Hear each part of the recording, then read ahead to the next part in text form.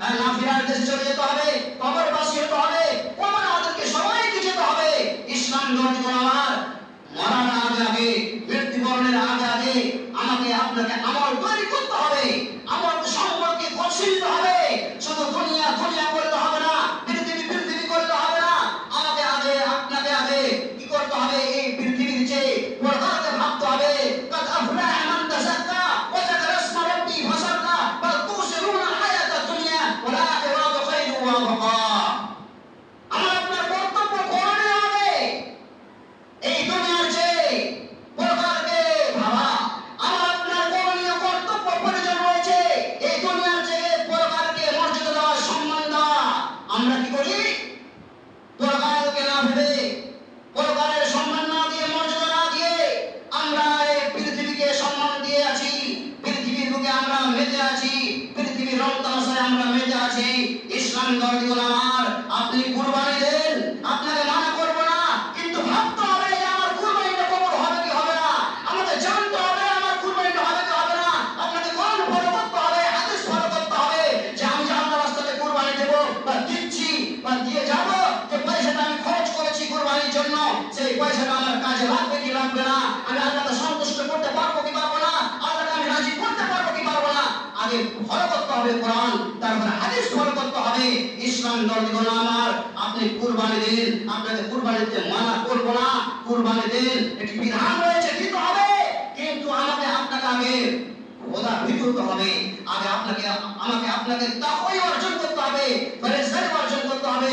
কুরবানি দিয়ে কি করবেন? যদি আল্লাহর রাস্তায় কুরবানি দিতে কবুল না হয়, আল্লাহ পাক রব্বুল আলামিন বলেন, লা ইলাহা ইল্লাল্লাহু ওয়া তাআলা ওয়ালাকিন ইয়ানালুত তাকওয়া মিনকুম।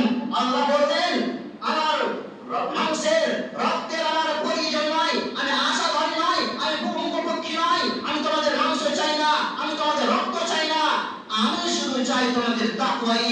আমি শুধু দেখতে চাই তোমাদের পরহেজগারি।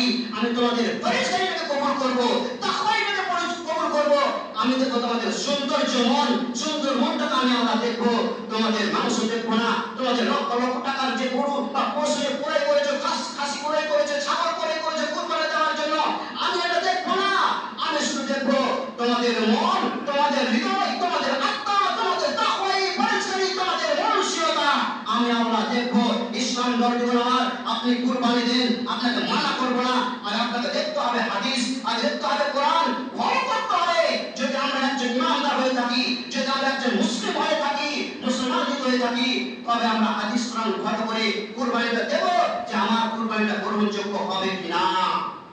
ইসলাম ধর্মীয় আমার সময় হয়ে যাচ্ছে। আমরা এই চিকিৎসা মাসের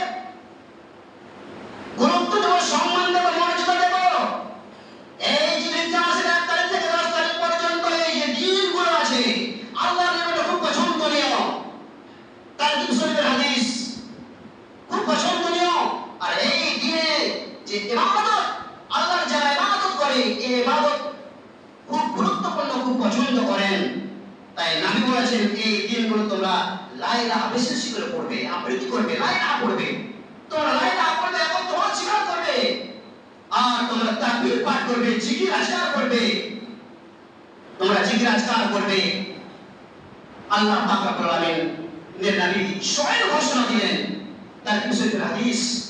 আজ আমরা এই দিনগুলোকে সম্মান দিলাম না। নবী বললেন, তোমরা রোজা রাখবে, একটি যদি রোজা রাখো, তাহলে 1 বছরের সমান, তোমরা 1 বছর ধরে রোজা রাখলে 1 বছরের বরাবর তোমরা কিভাবে নেকি পাবে। 1 বছর যা রোজা যদি একটা মানুষ রোজা রাখে, আর সেই ব্যক্তি যদি জিলহজ মাসের একটি রোজা রাখে, বরাবর সমান। তারকিব শরীফের হাদিস। ইসলাম ধর্মীয় আমার সংক্ষিপ্ত সময় আপনারা শুনে আসছেন, আমাদের ধারণা আছে, জানা আছে, জানা সত্ত্বেও আমরা আমল করি না। কিন্তু 1 মিনিট, আমাদের কালকে যে ঈদুল আজহার নামাজ বা ঈদুল আজহার দিন কালকে আছে, আমাদেরকে ঈদুল আজহার মানে সালাত আদায় করতে হবে। কিছু গুরুত্বপূর্ণ কথা আছে, সংক্ষিপ্ত বলি ছেড়ে দেব, সংক্ষিপ্ত বলি। আমাদের ধারণা আছে, কিন্তু সংক্ষিপ্ত বলি। আমরা কালকের দিনে ফজরের সালাত জামাতের সহিত আদায় করব। আমরা তো তাকবীর পাঠ করব, 10 দিন ধরে আমরা তাকবীর পাঠ করছি, তাসবিহ আরম্ভ করছি, করবেন, করে যাবেন, কোনো অসুবিধা নাই, করেন, বেশি বেশি করে বিশেষ করে কালকে তাকবীর পাঠ করবেন, জিকির আজকার করবেন, তাসবিহ তাহলিল করবেন, সুন্দরভাবে পরিষ্কার পরিচ্ছন্নতা হয়ে পবিত্রতা অবলম্বন করে ঈদগাহ ময়দানে যাবেন, তাকবীর পাঠ করতে করতে যাবেন।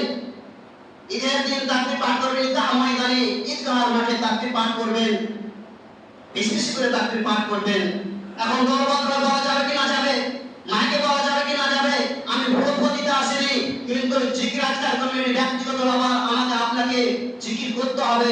যে মুফতি সাহেব বলবে যে বলবো, মাওলানা সাহেব বলবে যে বলবো, আর মুফতি সাহেব বলবে যে বলবো না, এটা নিয়ম না।